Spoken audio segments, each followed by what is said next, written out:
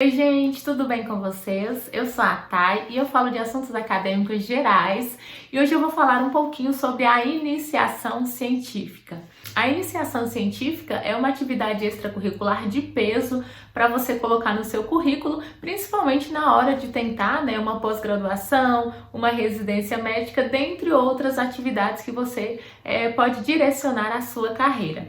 Mas antes de falar sobre a iniciação científica, eu gostaria de falar um pouco mais sobre as atividades extracurriculares. Bom, existem várias atividades extracurriculares que você pode fazer dentro da faculdade durante a graduação. E isso vai deixar o seu currículo mais atrativo e vai abrir algumas portas para você, além, de trazer muitas experiências, conhecer novas pessoas e ter um aprendizado diversificado dentro do curso. Ao meu ver, quando você faz somente a graduação pura, sem complementar com cursos, atividades extracurriculares de modo geral, acho que a graduação em si não consegue passar por aluno tudo aquilo que ele tem que ver durante a graduação e desenvolver várias habilidades. Claro que, mesmo cumprindo todas essas atividades extracurriculares, ainda vamos muito cru para o mercado de trabalho e lá sim que vamos amadurecer. Mas existem várias atividades extracurriculares, posso citar aqui para vocês monitoria, projeto de extensão e pesquisa, participação na organização de eventos como congressos, simpósios,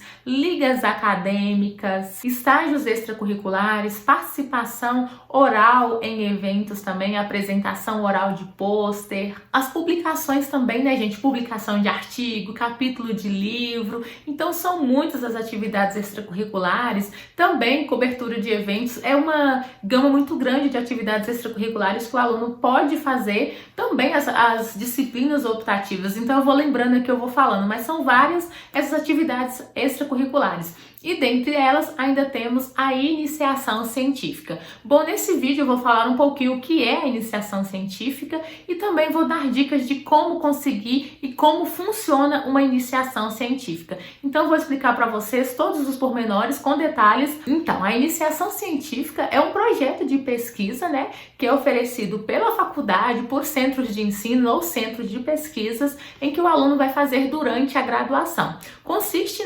principalmente em uma linha de pesquisa, tem várias áreas de atuação, tem várias pesquisas, N modelos de pesquisas e vai precisar de um orientador, um professor orientador que vai supervisionar todo o trabalho daquele aluno, vai direcionar aquele aluno durante esse período de campo que ele vai fazer essa pesquisa. Não necessariamente precisa ser de campo, tá, gente? Só dei esse exemplo porque cabe no meu caso. Geralmente, existe uma bolsa de iniciação científica no valor de R$400, porém isso varia de uma instituição para outra. No caso aqui das ciências médicas, por ser muitas bolsas ofertadas, eles resolveram reduzir o valor da bolsa para R$200. Então eu fiquei sabendo dessa informação por alunos, não foi a instituição que me falou isso ou que publicou isso em algum local, não. Então não sei se essa informação confere, mas assim fiquei sabendo. Nas federais, o aluno bolsista da iniciação científica também costuma receber o valor de R$400. Além disso, outras instituições também, de centros de ensino, FEMIG, FAPEMIG, são várias as bolsas, PROBIC, PIBIC. Além do aluno bolsista, pode participar também um aluno voluntário. Então, podem participar o aluno bolsista e o aluno voluntário dentro daquela linha de pesquisa, juntamente com o professor orientador. Geralmente, gente, a iniciação científica tem o prazo de 1 ano, mas ela pode ser renovada, para mais anos, de acordo com a demanda ali daquela pesquisa. Geralmente, pesquisas são demoradas, longas, e também depende ali da demanda, se o aluno tem interesse, o professor, o pesquisador quer continuar naquela linha de pesquisa. São vários fatores que influenciam isso na renovação daquela pesquisa ou não. Caso o aluno, a pesquisa, alguma coisa não cumpra os pré-requisitos ali dentro daquele edital durante o período da iniciação científica, a iniciação pode ser suspensa a qualquer momento. Então, você sempre tem que estar mandando relatórios mensais, quinzenais, trimestrais, dando ali uma prestação de conta com relação ao andamento da pesquisa. Então, qualquer momento ela pode ser suspensa se ela não estiver cumprindo os pré-requisitos previstos pelo edital. Então, basicamente, gente, existem duas formas básicas de você conseguir um projeto de iniciação científica e entrar na iniciação científica. O primeiro é quando abre o edital, então o professor ele já trabalha com uma linha de pesquisa, ele monta o projeto de pesquisa todo, abre o edital e o aluno vai colocar ali, né, fazer uma ficha de inscrição, colocando ali seus dados, suas habilidades, por que ele tem interesse na área. E se ele for selecionado, né, ele vai então passar por um processo de entrevista, uma segunda análise pelo professor pesquisador e sim poderá ser selecionado para ser aluno bolsista daquele projeto de iniciação científica. Tem isso aqui na Faculdade de Ciências Médicas e também temos uma segunda opção. Essa segunda opção, o aluno, ele vai meio que observar os professores, né? E aí ele vai ver um professor que tem ali uma linha de pesquisa ou trabalha em uma área que ele gostaria de pesquisar, gostaria de montar um projeto de pesquisa sobre, ou ele pode chegar no professor e perguntar se o professor já tem uma linha de pesquisa, já tem um projeto de pesquisa, ou ele pode escrever esse projeto de pesquisa anteriormente e procurar esse professor para ser o orientador. É claro que esse processo exige um trabalho maior, que é você procurar o professor e ver se ele tem um projeto de pesquisa. E caso ele não tenha um projeto de pesquisa, você vai escrever um projeto de pesquisa dentro de todos aqueles pré-requisitos exigidos pelo edital. Dentre eles, né, o mais básico, que é a norma da ABNT. Outra coisa, gente, muito importante é que não dá para você submeter ali no edital de iniciação científica um projeto já em andamento ou que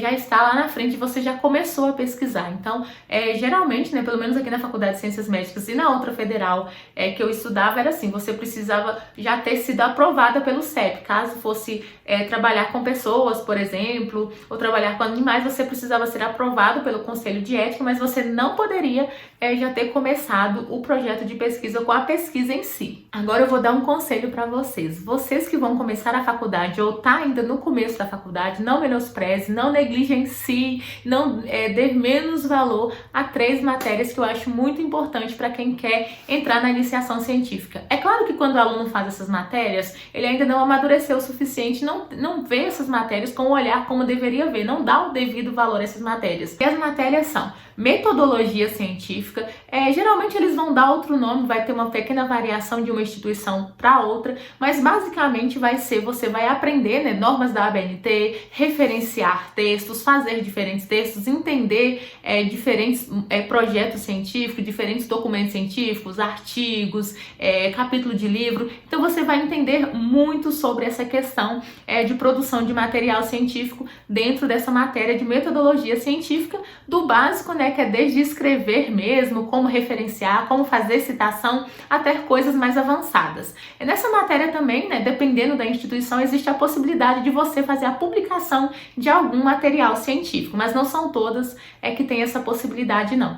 Além dessa disciplina que as pessoas geralmente não entendem muito bem por que tem ela, não dão muito valor, existem 2 outras matérias que eu acho muito importante para quem quer fazer uma iniciação científica ou ir para a área da pesquisa, a epidemiologia e a bioestatística. Geralmente essas matérias são dadas juntas e pelo mesmo professor. Porém, né, tem muitas exceções por aí que essas matérias são dadas separadamente. Essas matérias, gente, são muito, mas muito importantes mesmo. A epidemiologia, né, para você entender sobre a população de modo geral, entender grupo controle, entender como que funciona basicamente, como que seleciona um grupo de indivíduos para pesquisa. Você vai aprender muita coisa dentro da epidemiologia, por exemplo, com relação a doenças regionais, doenças endêmicas, epidemia, pandemia, são vários conceitos da epidemiologia, mas é muito importante para você entender ali sobre doenças, sobre comorbidades, sobre coisas que acontecem em populações muito específicas. Então,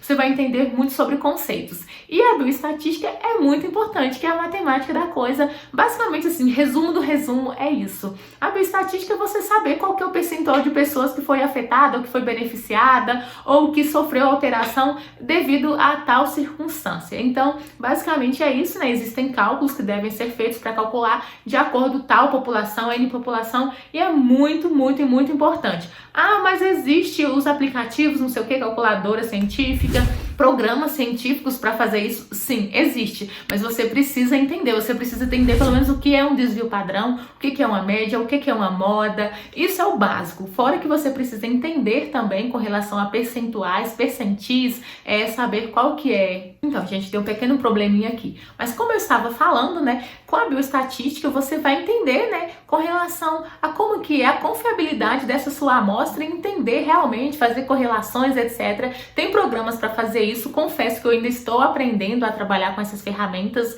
mas assim, o básico que você precisa aprender, né, recomendo é o Office mesmo, que você precisa trabalhar com planilhas, esse é o básico. E depois, assim, se você tiver uma orientadora boazinha igual a minha, ela vai te ensinar a mexer com essas ferramentas de estatística e de pesquisa, assim. Estou aprendendo ainda a utilizar um programa e realmente, assim, é mexer, é aprender ali no dia a dia mesmo, você indo, constantemente estando em contato com essa ferramenta que você vai aprender a utilizá-la. Bom, gente, tudo isso que eu tô falando, eu já tô dando várias dicas para vocês, né, com relação às disciplinas e tal, mas agora, como a iniciação é uma atividade extracurricular de peso, eu vou dar mais dicas para você, de modo geral, para você conseguir a sua iniciação ou até mesmo projetar para que nos próximos anos você já esteja mais maduro para conseguir entrar em um projeto de iniciação científica. Primeira coisa que você precisa entender do básico é edital. Você precisa ler o edital de uma iniciação científica e entender ali o que é que precisa, quais pré-requisitos que você precisa cumprir. Bom, antes de tudo isso, eu recomendo você prestar atenção nos seus professores, entender a linha de pesquisas que eles trabalham. Eu, por exemplo, eu cheguei de transferência de uma outra instituição. Quando eu cheguei aqui na Faculdade de Ciências Médicas, o que eu fiz? Eu comecei a pesquisar, né, todos os professores que davam aula desde o primeiro até o período que eu caí. Fui dando uma olhada nesses professores e fui vendo se eles tinham alguma linha de pesquisa, como que era o currículo deles. E claro que alguns me chamaram mais atenção. Dentre eles, a minha atual orientadora, né, da iniciação científica. Então, a partir disso, eu comecei ali a ver o caminho que eu poderia chegar, né, a ter esses professores que, assim, se chegar de estopão, assim, sem demonstrar alguma coisa, demonstrar algum interesse, pelo menos assistir às aulas dos professores e prestar atenção no que eles estão falando é o básico, tá? Então, assim, tem que ter essa questão de postura também, de como você chegar no professor, como você preparar meio que o terreno mesmo. Então, antes de mais nada, eu recomendo, né, você ler o edital, entender melhor como que funciona uma iniciação científica. Se a sua faculdade já abre os projetos lá, se você for fazer a sua inscrição, procure uma pessoa, né, que já foi orientado por esse professor, passa a saber como que foi, como é que foi o processo seletivo anteriormente, se teve entrevista, o que que ele exigia. Então já se prepara com um pouco de antecedência, caso exista algum pré-requisito, saber mexer com tabelas. Então se prepara com antecedência para quando chegar lá você conseguir fazer isso. Porque assim, não adianta nada você falar que você tem tempo, que você tem tal horário disponível, que você sabe trabalhar de tal forma, que você sabe utilizar tais ferramentas e chega lá na hora do vamos ver, você não sabe fazer nada, você não tem tempo disponível para fazer. Isso vai te deixar frustrado e também vai deixar, assim, um alerta ali para quem está trabalhando com você, porque realmente você não cumpriu o que você prometia ali na hora de conseguir, né, na hora de tentar aquele cargo, que no caso é só uma bolsa de iniciação científica. Então, assim, é importante você ter isso em mente também, tá? Tudo isso faz parte das dicas, tá, gente? A partir disso, né, você escolhendo o tema ou conseguindo um orientador para vocês escreverem um projeto e você montando todo o projeto ali, você vai ter que uma hora submeter isso a um edital da faculdade. Ou o projeto sendo seu, você vai submeter ele ao edital. Se o projeto for do professor, ele já deve ter até tido aprovado pelo comitê de ética, caso precise, né, de aprovação pelo comitê de ética e pesquisa, ou dos animais, se for pesquisa com animais também. E a partir disso, né, você vai começar a pesquisa real, que é a pesquisa de campo ali, para ter uma resposta com relação àquela sua pergunta, aquelas suas associações que você gostaria de saber sobre. Lembrando que quando você escrever o seu projeto de pesquisa, ele tem que estar todo estruturado dentro do edital. Geralmente é normas da ABNT. Pode ter alguma variação de uma instituição para outra, mas não tem muita discrepância não, segue um padrãozinho mesmo ali que deve ser pré-estabelecido e isso é o básico. Geralmente você escreve o projeto e aí você vai submeter ele ao CEP, geralmente até sair o resultado você já precisa que esse projeto esteja aprovado pelo CEP para você então começar a sua pesquisa. quando precisar dessa aprovação pelo Conselho de Ética. Em algumas pesquisas não precisa dessa aprovação. Agora eu vou falar só um pouquinho sobre o meu atual projeto de iniciação científica, que é um projeto que eu estou fazendo com a professora Gleice. Gente, minha orientadora é um amorzinho de pessoa, graças a Deus. Assim, uma pessoa que eu tenho uma tremenda admiração por ela, e não foi por acaso que eu a abordei, né? Como eu falei para vocês, tem toda uma preparação, a gente tem uma pesquisa ali sobre a pessoa, sobre o currículo da pessoa, as linhas de trabalho que ela já fez, a gente dá uma sondadinha antes para ver como é que é, e realmente é uma pessoa que deu aula para mim em um período anterior, tive contato com ela em 2 disciplinas diferentes. Além disso, ela estava orientando também um projeto de extensão que eu estava participando, e depois eu abordei ela meio que timidamente, sabe? Mas assim, uma pessoa que eu super me identifico, super admiro ela, uma pessoa super alto astral, super acessível, e isso é importante. Às vezes eu tenho dúvidas básicas, gente, coisa assim banal mesmo, que dá até vergonha de falar, e aí eu vou lá e pergunto, ela me responde com toda a paciência. Não é rasgação de seda, até ela não assiste meus vídeos, mas se você por acaso assistir meu vídeo, Gleice, um beijo, muito obrigada por por me ajudar, né, nas minhas doideiras da minha cabeça. Ela sabe que eu sou meio a veladinha das ideias, mas assim, uma pessoa realmente que eu tenho muita admiração e agradeço muito e eu sou muito grata por isso, né? É uma coisa que eu queria muito nesse momento. Já tive a oportunidade anteriormente de entrar com a iniciação científica, porém foi na outra faculdade, teve uma outra história, então agora realmente eu tô vivendo esse momento, estou gostando muito. Realmente é uma área que eu tenho muito interesse, que é a questão das mulheres na menopausa. É uma linha de pesquisa muito interessante. A gente fez pesquisa de campo, fez coleta de dados, e agora a gente está numa segunda parte que as mulheres elas entram com o exercício físico, e eu realmente estou muito envolvida, né, com esse projeto de iniciação científica. E assim, é uma coisa muito gratificante você fazer algo e você gostar do que está fazendo, sabe? Ter boa vontade, ter bom humor para lidar com as pessoas de modo geral. Quando isso acontece, quando você está fazendo algo que você gosta, a gente sente tudo isso. Eu não sei se com vocês é assim. Então comigo funciona dessa forma. E assim, as dicas que eu deixo para você primeiro você, né, preparar todo esse terreno, pesquisar sobre o professor, entender sobre a iniciação científica, porque mesmo a gente sabendo um pouquinho, a gente sempre vai fazer perguntas idiotas, a gente sempre vai passar vergonha, tá? Isso é normal. Assim, eu não vou nem falar de mim não, porque eu já ando passando vergonha naquela faculdade o tempo todo. Não tem um dia que eu não pago um mico naquela faculdade. Inclusive, gente, eu vou deixar aqui pra vocês a promessa que eu vou fazer um vídeo contando pra vocês os micos que eu já passei nas ciências médicas. Vou contar pra vocês que vai ser cada coisa que vocês vão ficar besta na minha capacidade de cometer mico. Ah, gente, já tava esquecendo de falar. Com relação à bolsa de R$400 ou de 200, né, no caso da minha ou ciências médicas, pelo amor de Deus, aumenta essa bolsa aí pra R$400, que a gente precisa de um dinheirinho pra comprar uns trem. Mas enfim, né, além dessa bolsa de R$400, no meu caso R$200, por exemplo, se o aluno ele é aluno do ProUni, ele recebe a bolsa permanência. Tudo bem, é cumulativo, então ele vai receber 400 da bolsa permanência se for o curso, né, que cumpre os pré-requisitos, conforme já trabalhei com vocês em outro vídeo. Se você não sabe, não entende nada de bolsa de ProUni, clica no link aqui que eu vou deixar o card e aí você vai entender um pouco mais. Ok, cumulativa. Mas se você é aluno de um estágio extracurricular remunerado, não pode acumular com bolsa de monitoria, com qualquer outra atividade extracurricular com bolsa. Que então, uma bolsa, né, que paga um valor para o aluno não pode ser cumulativa com a iniciação científica. Entretanto, todavia, se você pegar uma monitoria, por exemplo, como voluntário, você pode sim participar da iniciação científica e participar da monitoria. Ou então, se você pega uma monitoria remunerada, você consegue participar da monitoria remunerada e pode ser voluntário de uma iniciação científica.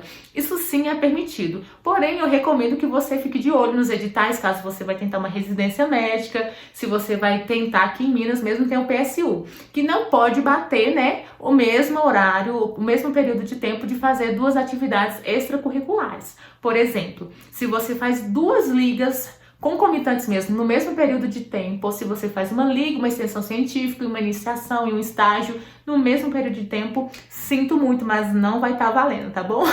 Gente, outra coisa, estou fazendo um sorteio de um Littmann, estetoscópio Littmann, aquele ali, ó, bonitinho. Se você tem interesse em ganhar o de baixo, tá? O de cima é só a caixinha do meu. Mas se você tem interesse em participar, vou deixar também um card aqui, que é só você ir lá assistir o vídeo que você vai conseguir participar desse sorteio desse Litma. Eu tô já doidinha pra sortear esse Litma, já doidinha de fazer esse vídeo gravando. Se você tem alguma dúvida mais sobre a iniciação científica, alguma dica de como conseguir, etc., procura no meu Instagram, vou deixar aqui pra vocês, @ThaiPrats, pode me dar um direct, eu também sou super acessível. Se você gostou desse vídeo, se foi útil pra você, não esquece, deixa aquele like. Um beijo, até o próximo vídeo!